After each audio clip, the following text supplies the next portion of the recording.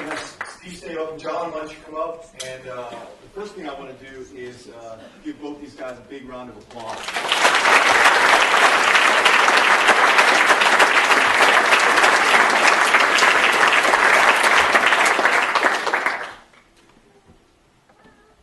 Second thing I'm going to do is see if... now we're working.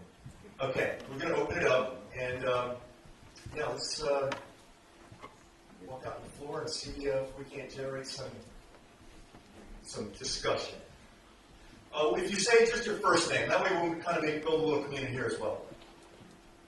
Hi, my name is Kathy, and I have two questions. One is contingent on the other. Is something like nuclear fusion or fission technically a theory, or is it a fact? Who are you asking me? Whoever wants to answer. I say it's a fact. Well, for us to understand what's going on in the sun, that's theoretical because we can't go there. But yeah, we can. But we can do fusion here. Fiction or fission here. Right. So that's a fact. Okay. So isn't the theory by definition not proven yet? No, that's not correct. A theory, like I showed it with the puzzles, a theory is made up of facts. And so we have a whole series of facts that explain how all those facts fit together. So it's a story that explains how those facts work. So it is a theory that the sun is powered by these things that we're seeing here on Earth. So, for example, with evolution, we can actually watch things evolve today. We can watch natural selection take place today in short term, and then the theory is we can apply that to the rest of the things that we see in the fossil record, and we can say, oh, this is the same thing that's happening, but it's happening over a longer scale. So that's where it becomes a theory instead of a fact. If you can observe it, it's a fact. Yeah. What else can we... Oh, Jon's got it. Yeah. So if you stand up and say your name, just your first name, smart. My name's Jon. And we're talking here, this lady asked about if something is a fact, can it not be a theory? I'd like to just say something that I put on the Corvallis Secular Society blog this afternoon. To many, a theory can mean a guess, an opinion, a religious belief, or even a deliberately false statement. Evolution is just a theory. However, in science, a theory is an explanation or model based on observation, experimentation, and reasoning that has been tested, revised as needed, and confirms a general principle, helping to explain and predict natural phenomena. The theory of evolution is our explanation how the fact of evolution works, just as the theory of flight is our explanation how the fact of flight works. Evolution is both fact and theory, and creationism is neither. Now, aeronautical students of aeronautical engineering have to study the theory of flight as designed by artists to understand how to design wings and aircraft. This does not mean that flight is not a fact, or it doesn't exist, or it's just wild speculation. It does exist. So I think that's the distinction I'm trying to make. Theory and fact can go hand in hand. It's clear that question is directed to me, and so I say something about it. That would be a very good point to make if I had said evolution is not a fact, it's a theory. Sometimes creationists do say that, and so evolutionists are already armed to answer that statement. I didn't make that statement, nor will I. I said scientists have not proven evolution to be true. And that means we can't know whether it's a fact or in the sense of a theory. The theory of flight is something that is observed. We know it works because we do it. We have never seen the kind of evolution occur that creates new structures from species that didn't have them. And therefore it remains, I won't call it a theory, I call it a hypothesis. It hasn't been scientifically demonstrated.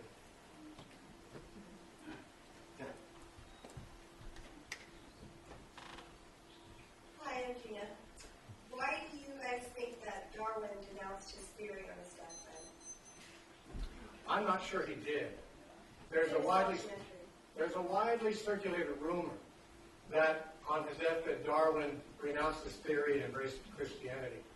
Unfortunately, we don't have any witnesses to it except the nurse who allegedly attended to him in his last hours, and she was a Christian. Now, I'm less skeptical than non-Christians are about the credibility of Christians telling the truth. I personally think Christians sometimes do tell the truth. And therefore, the fact that she was a Christian is not proof to me that she was lying. But on the other hand, because she was a Christian, it can be argued that she might feel she could do the world a service, maybe do Christianity a service by claiming that Darwin renounced his faith when she's the only one who really knew whether he did or not. So I don't know whether he did or not. The problem here is we don't have adequate testimony to that. He didn't write a renunciation or anything like that. So we do sometimes hear that he renounced his theory or his belief on his deathbed, but we cannot prove it. Jon, go ahead. Yeah. This is for Jon. It's been implied that you would accept the philosophy of philosophical naturalism. Can you comment on your relationship to that? If you do, and how you define it, and whether or not, what would happen, what would you see in terms of real data to make you change that philosophy of philosophical naturalism? My name is Jon Perry. Well, okay, so by philosophical naturalism, I assume you're saying that it's your idea that I believe that only things I can see are real, or that can be observed are real. Is that what you're saying there? I as far as that stuff goes, I was raised in the Mormon church. I left the Mormon church a while ago for reasons that had nothing to do with science, and I have not found any other sort of thing that appeals to me. I'm not here to attack religion at all. I don't necessarily hold a philosophy that's only what you see is what you get. I don't have any reason to believe otherwise, but I'm not eagerly holding on to that idea. Does that make sense? Sure. So I guess something that you asked, what would I need to see to change? Something interesting. Did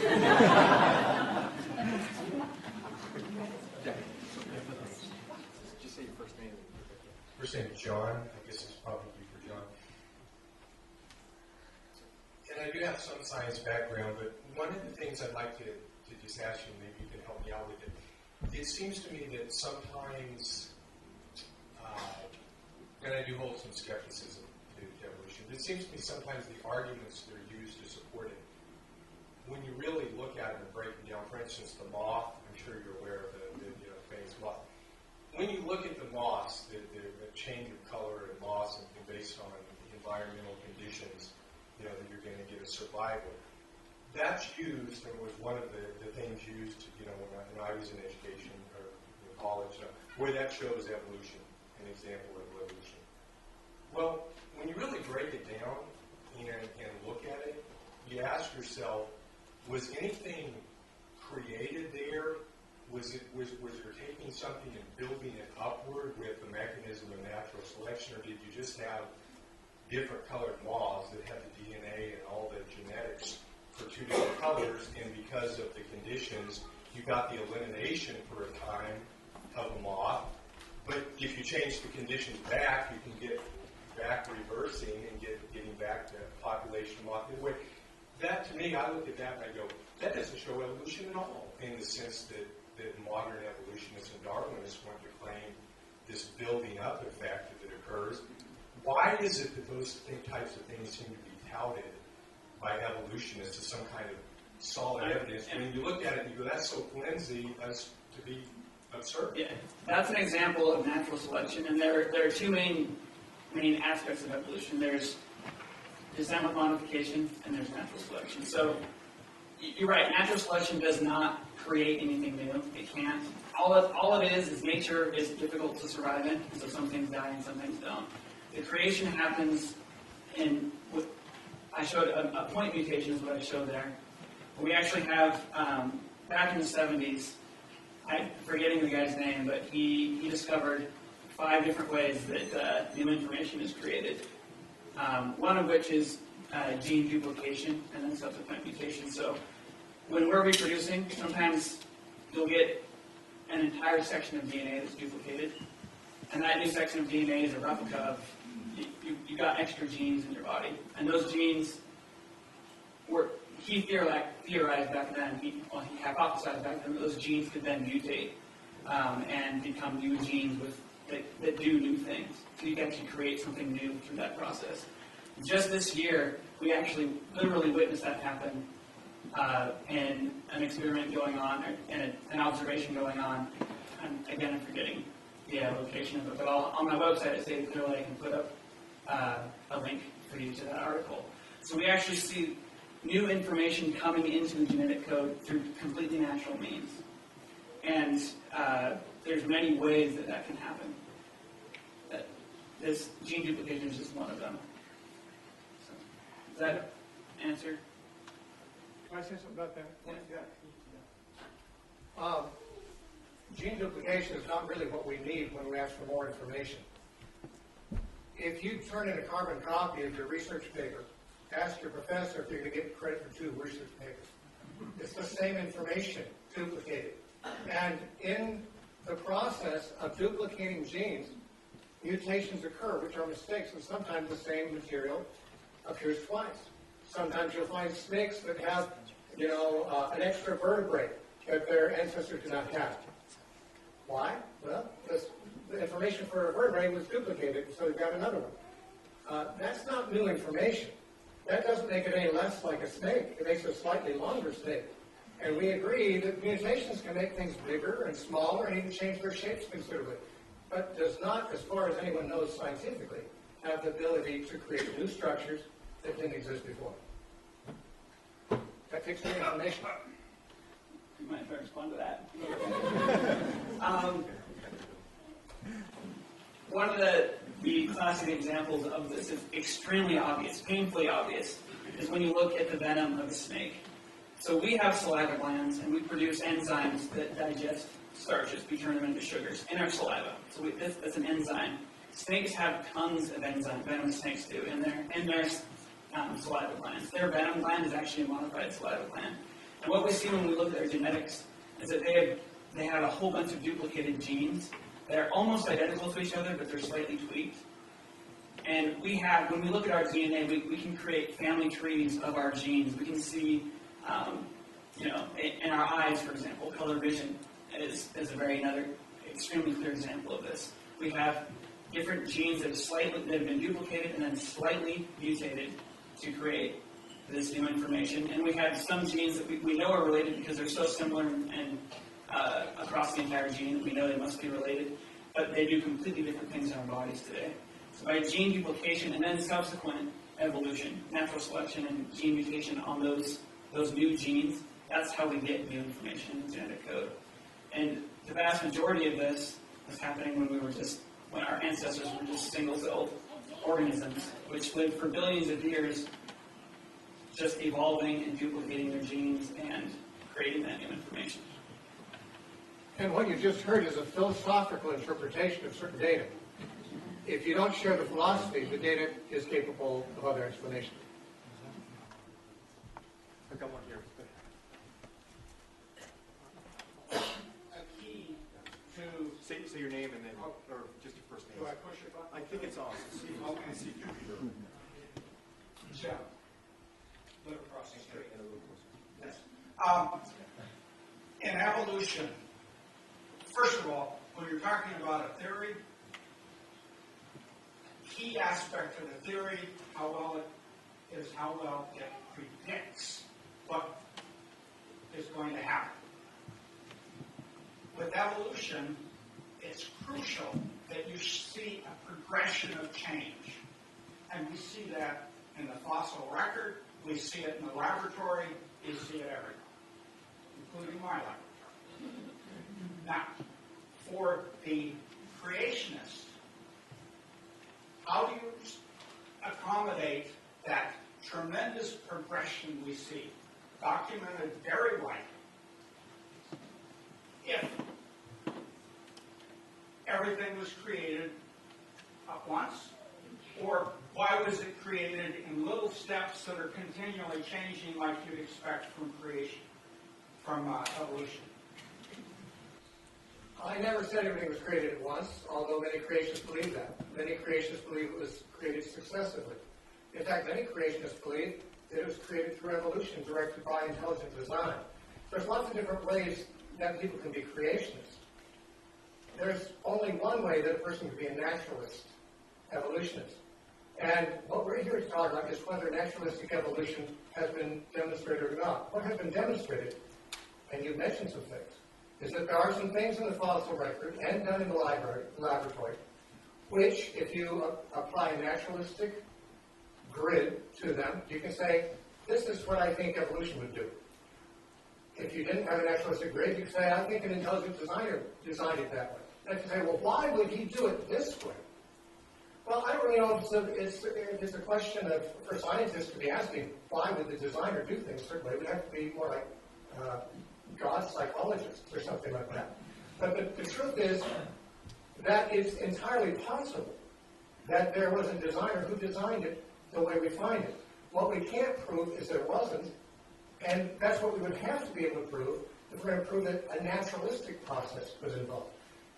If we start with the naturalistic process as the only acceptable theory, then of course we'll have to come up with some kind of evolutionary explanation, and most educators, most scientists clearly are willing to do that. Not everyone. Some people are skeptical. Some people like to see things proven before they accept them. I'm one of those people. Basically, let me just, Go. okay, basically, it seems like you're circumventing the question. Does creationism have any capability of predictiveness? No, scientific theories do. Creationism is not a scientific theory. It's a philosophy. And so is evolution. Now, No, evolution has tremendous predictability. but you know what evolution doesn't have? It doesn't have falsifiability. Bullshit. Well, you can say that, but you know what? I don't have to believe you. Karl Popper was the one who, the philosopher of science, who said that in order to be scientific, a theory needs to have falsifiability. Now, what has happened is, when the data has not confirmed the predictions of evolution, they change the predictions.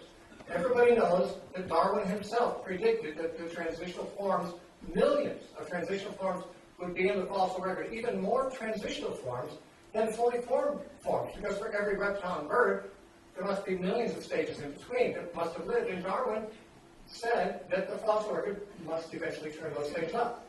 Well, it didn't. So what do we have? We have Stephen Jay Gould coming up and saying, well, you know, we got to explain this somehow. I think there's punctuated equilibrium. I think there was long periods of stasis followed by, punctuated by, periods of rapid change.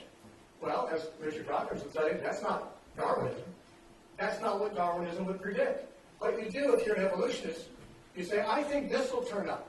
If something else turns up, we change the theory and say we're still evolutionists, we just have another evolutionary way of looking at it. That's not, that's making a theory unfalsifiable.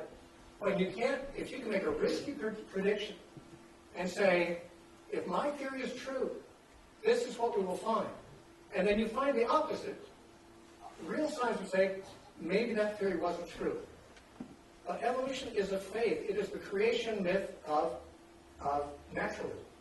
And people don't give up their creation myths easily, as Christians often don't either. But the point is here, Christians admit that our view is not based on science.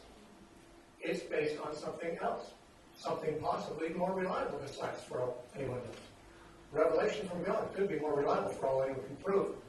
But the point here is that evolutionists aren't willing to admit that they have a philosophy. They want to own the whole realm of reality. And I don't think they have quite the qualifications to do it. So I turn to respond to. Mr. Something I'd like to add to him about the predictability of evolution is that the theory of evolution is so true that we use it to cure diseases. We are using it right now to tame malaria. We're using our understanding of evolution to do that. We're using our understanding of macroevolution, of the evolution of ancient species with plants to reverse desertification in Africa. We are using this theory to do all sorts of things, and it works. It works. Every time we apply it, it works, and we're able to do stuff with it. That is one of the reasons why we know that it's true. This is what I mean by evolution wanting to claim all the realm of reality. They can explain why the deserts are growing in Africa by biological evolution. No, they can't. No, we're literally reversing it by using our understanding of evolution. Okay. I'm We glad look to it hear up on that. TED. Glad to hear that.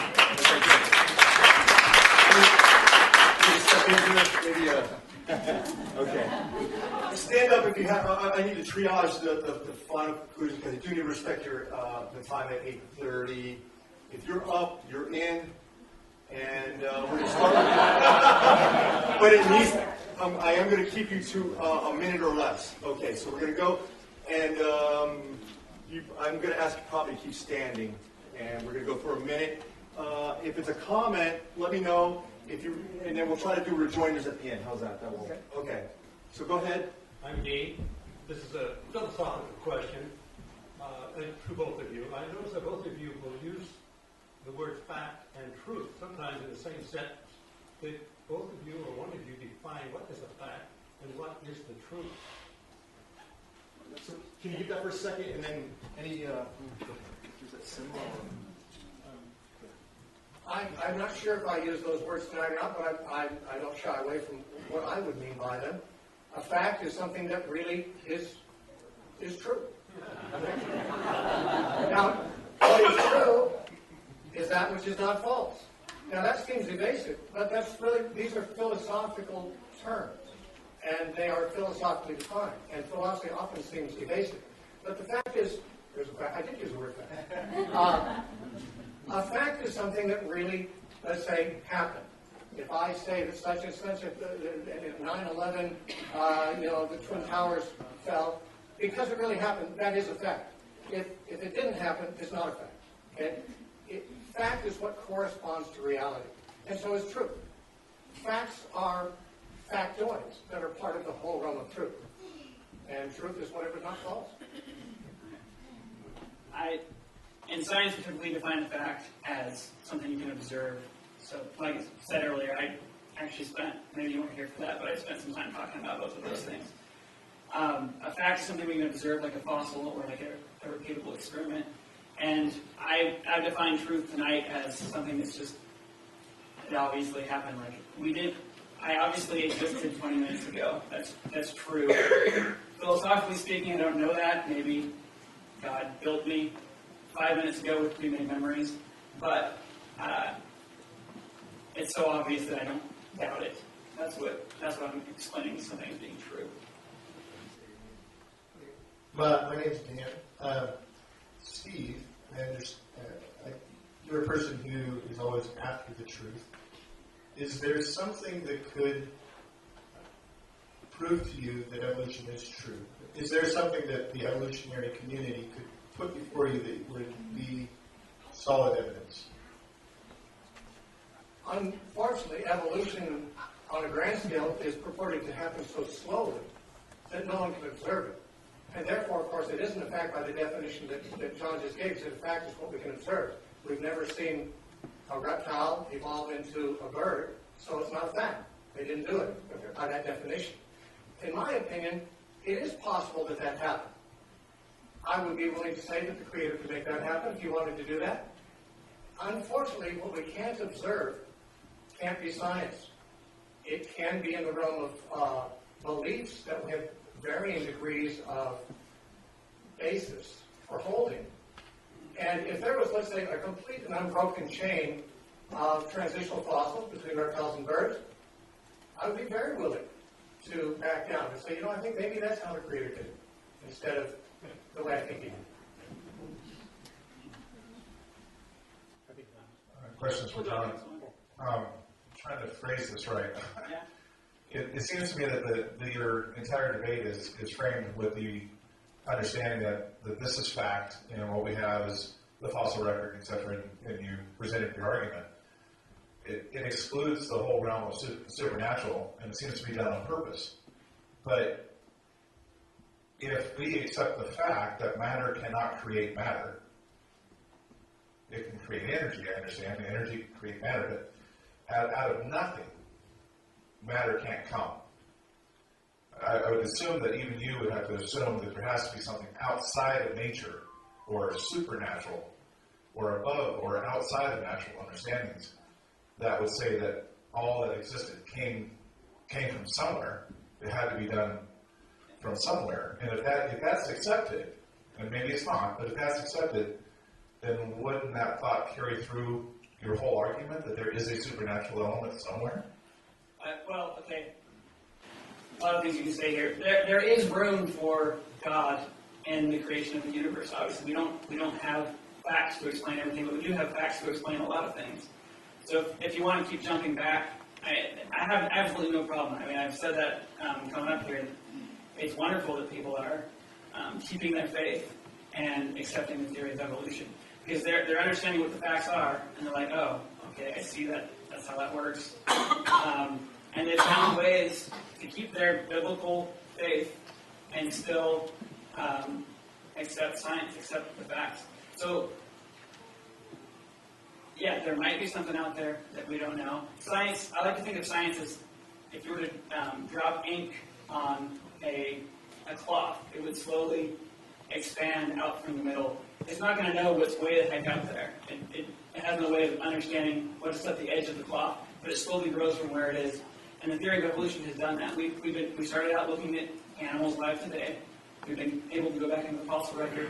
As more and more tools have been available to us, we've been able to explore more and more and more. And so we're understanding more how life evolved on Earth. We don't know everything about everything. So it doesn't sound like you answered my question. If you accept that there was a supernatural beginning of all things, I'm not saying God. Is it something outside of nature had to be at the beginning to be able to have everything that's around us? Then wouldn't that stream of thought continue through your entire argument? You would have to include the idea that there is the existence of supernatural at some point in all of this. Well, there are unknowns, but that doesn't necessarily mean there was something magical or supernatural that happened. There might be, but if there's an unknown, we can't just say, oh, that happened magically, or that happened supernaturally. I mean, that wouldn't be an honest statement to make. So, yeah. My name is Skylar, and my question is, it was brought up that we have not seen new genetic code being produced. However, what about nuclear radiation, specifically gamma, messing around with genetic code and creating things in genetic code that previously did not exist? Gamma rays can cause mutation. And there's nobody I know on the planet who denies that mutations take place. Now, mutation does alter genetic code. It does not, to anybody's knowledge, add new information that's creative. That in order to have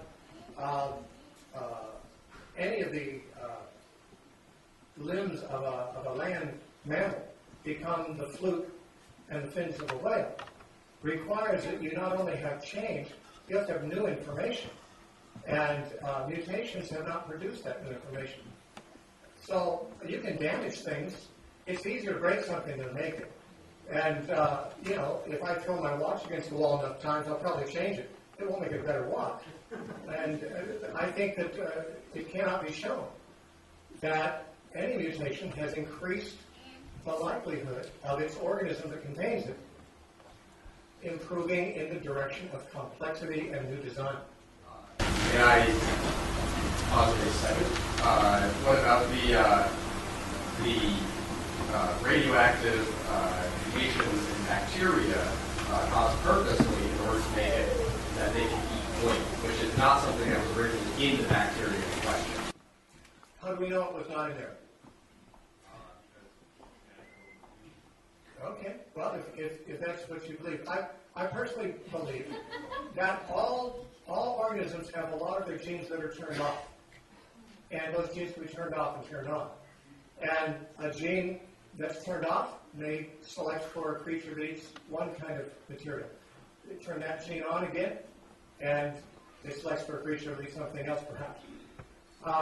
I don't profess, like Jon, I don't profess to know everything, but from my studies of the subject, new information that makes new structures hasn't been produced by mutation. By the way, changing a diet is a change, but it's not a change in complexity. And that's something we're needing. We don't need to see horizontal change to prove evolution. We need to see vertical change in the direction of better design. And so all kinds of mutations occur. My name is Amber, and Stephen, tonight you quoted twice that you believe only things that can be proven. How do you prove the existence of God? One thing is I believe something that is not scientific, and that is I believe in authority.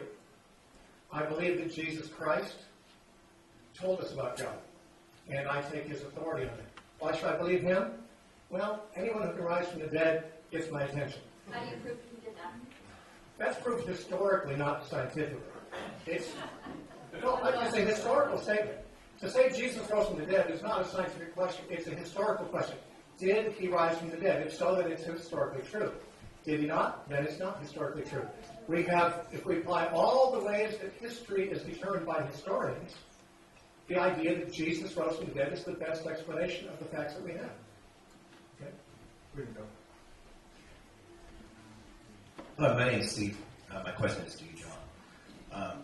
It seems to me that the standard argument for an evolutionist is that evolution somehow negates intelligent design.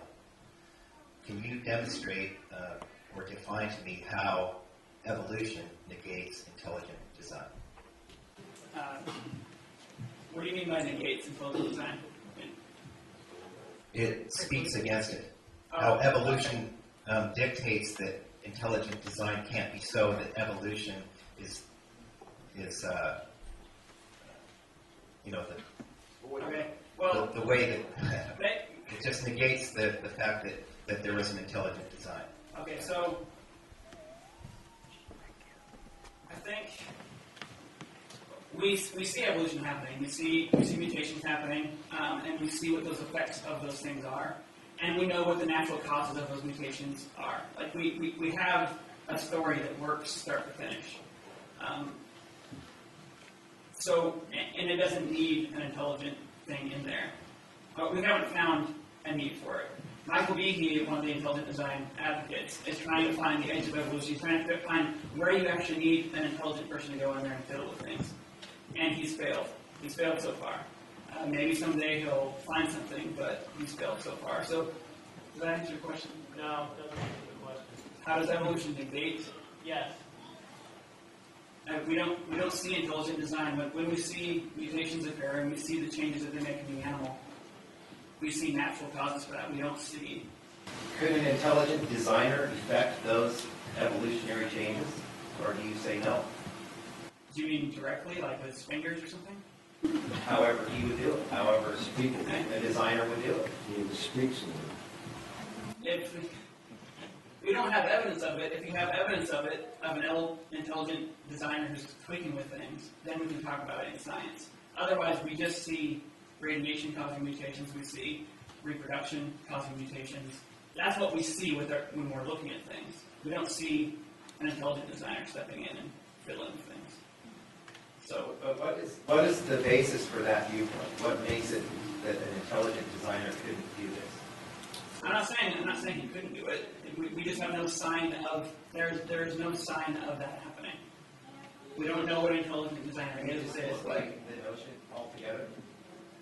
Do I dismiss it altogether? The notion of an intelligent design. In science, yeah. In science, yes, we haven't seen it, so there's no reason to believe in it until we see it. Okay, that answers my question. Yeah. Okay, thanks. Hi, my name is Reed, and I'm a programmer. Now, Steve mentioned the possibility that maybe all these species came to being through the act of God directly, as opposed to evolution causing the growth from lesser species. That's a possibility. I can see that. I can see that as a programmer, the easiest thing for me to do, if a customer comes to me and says, I need this program written and I need it yesterday, what I'm going to do is I'm going to copy a program that's similar to it, tweak it a little bit, shove it out there, say it's good, it worked, go.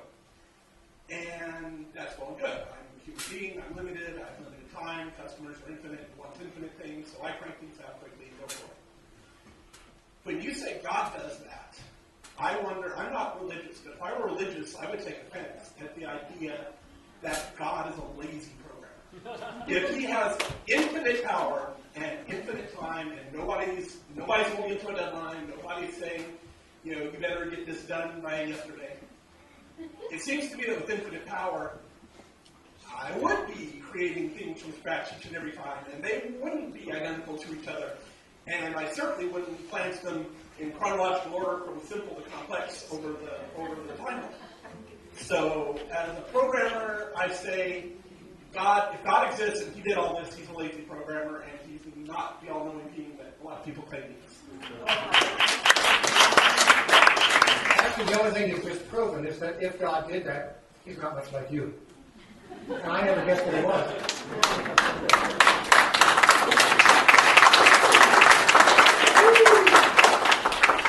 My name is Sally, and I came here with my best friend and his family to learn more about this topic. My question is, how do I word this? So I learned a lot from both of you guys, and while you guys were arguing your points, I kind of realized, since none of you guys can be 100% true on, how this actually all came together, what's the point? Like, what do we gain out of, knowing, like, I don't know how to explain it. What do we gain out of this conversation? Because it just seems like a passive-aggressive circle, this debate, but we're never going to be 100% sure. So. So you're saying, what's the point of understanding how biology works? Not that. What's the point of, none of them are, how do you know it was, understand my question, please? I think you just want, what is the end point here for him and for Steve? So, understanding evolution helps us understand biology. Understanding how it worked in the past helps us understand how it's going to work now and in the future. And that helps us do real things in the real world. Like I said, we are doing real things with our understanding of evolution. Here in Corvallis, forgetting the name of the disease, I'm very bad with these scientific names, but there's a disease in South America that's passed through snails. And they're studying it here, and they're using evolution to understand it, and they've come up with a way to defeat it by introducing the right types of species into the area to stop it from spreading. And so there's practical information in understanding how biology works, and that's why we care about studying it. Besides that, me personally, I'm just interested in it. I showed you my parrot Apollo, and since I was a kid, I was super curious. Why do whales have hands inside their flippers? All those things, it was just exciting for me. And that's really why I love studying biology. I guess, specify my question more. If none of you guys can be 100% sure on what happened, what's the point of arguing about it? Or debating it? That's my question. Well, in the creationist movement, you have a very strong force saying God did it, so stop asking questions. And for me, as someone who's scientifically minded, that's offensive. I don't like it when people are telling people to stop asking questions. I don't know if Steve has that mentality, but many creationists that I've met have that mentality. They tell you, oh, you can't know that, so stop studying it. And that retards the progress of our species, that type of thought.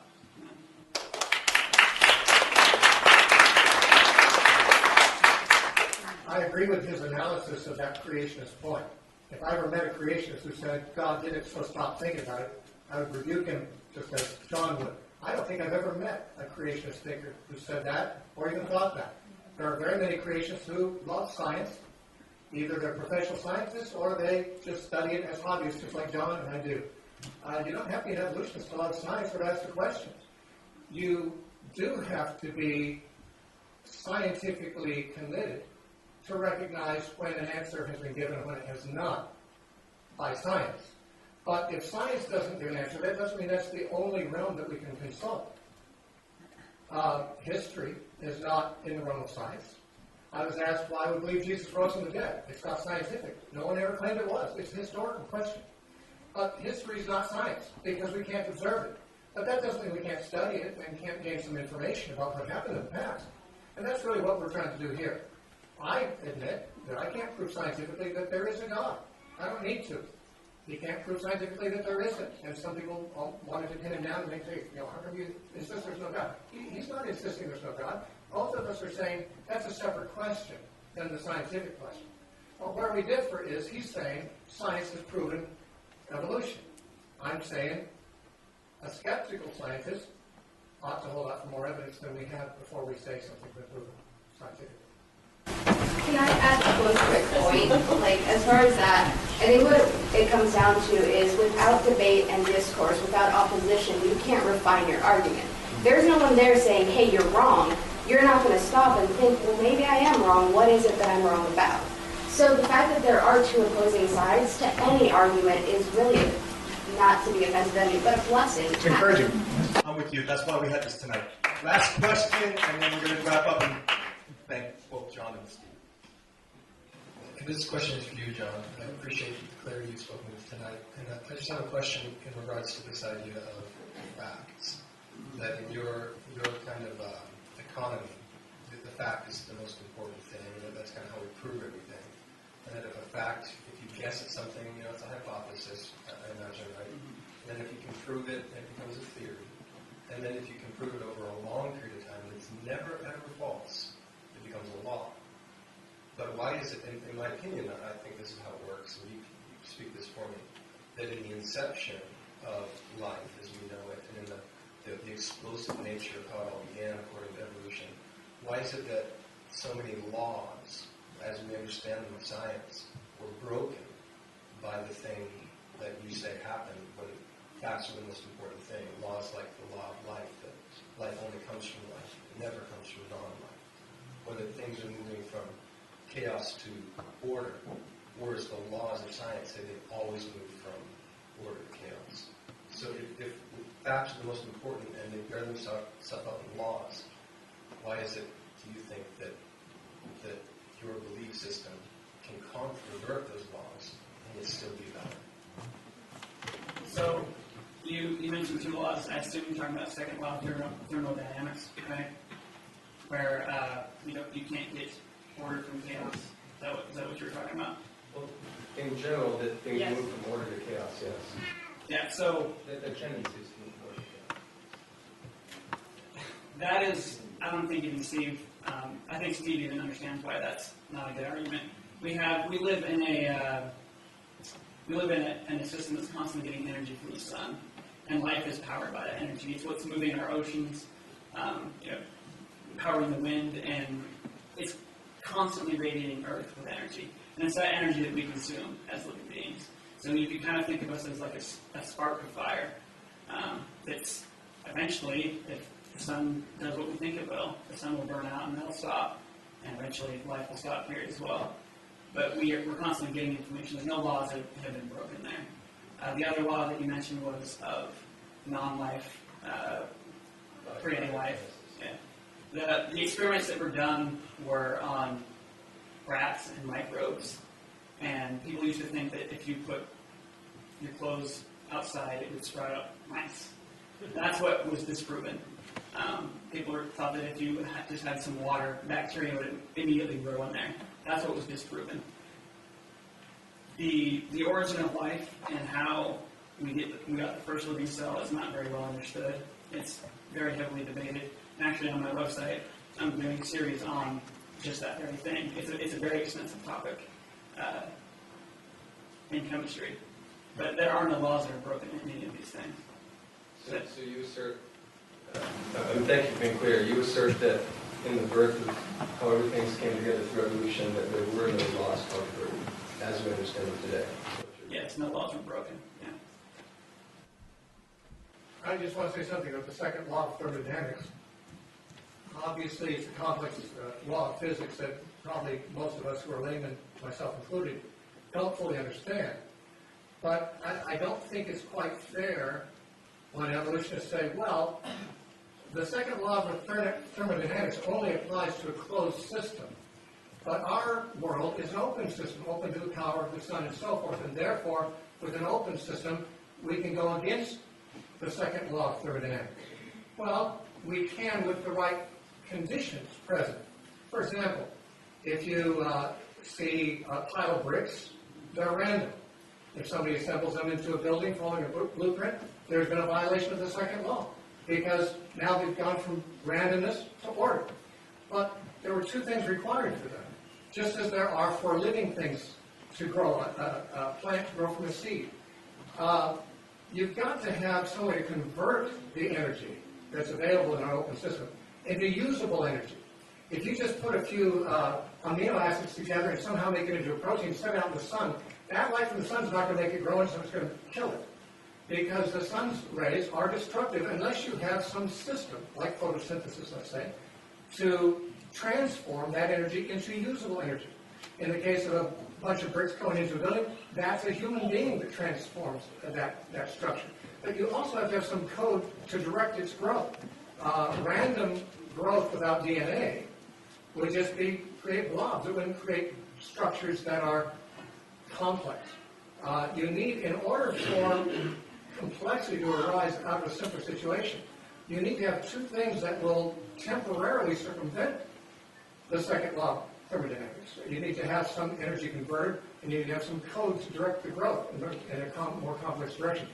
But when those things are gone, find out what thermodynamics does. When our bodies stop following the DNA, stop following the instructions, and they just lay there in the sun, they're not going to become more complex. They're going to go back to their basic elements again, because that's what the second law does. It catches up with everyone.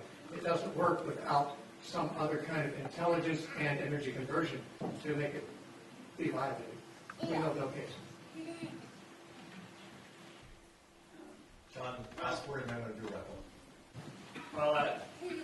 Well, there's a whole series of videos coming out on that. And The Origin of Life. It's free at StateClear.com, so just plug that. Okay, look. Let's give any more information about Jon's work is at StatedClearly.com. Okay. And Steve, you can get, go ahead, the various ways. Well, my website's bonellpath.com, but anyone living in this area can hear my show on the radio every day if they are gluttons for punishment. And it's a 1-hour show. It can be heard on, AM 790 in this area? Every weekday from 2 to 3. It's an open forum. People call in. You evolutionists want to call in and challenge me? Please do. I always welcome people who disagree to call in. Although, frankly, most of the people who call in are Christians, so you might find it uninteresting. But if you want to call in, you're always welcome to do so. My final question is, Jon, are you going to call in again? Probably.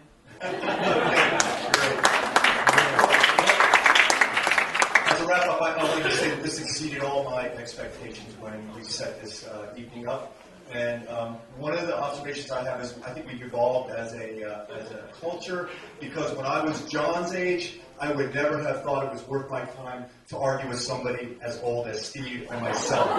So we are definitely moving forward as a people. And thanks for reading tonight. I want to say thank you to the Unitarian Universalist Fellowship.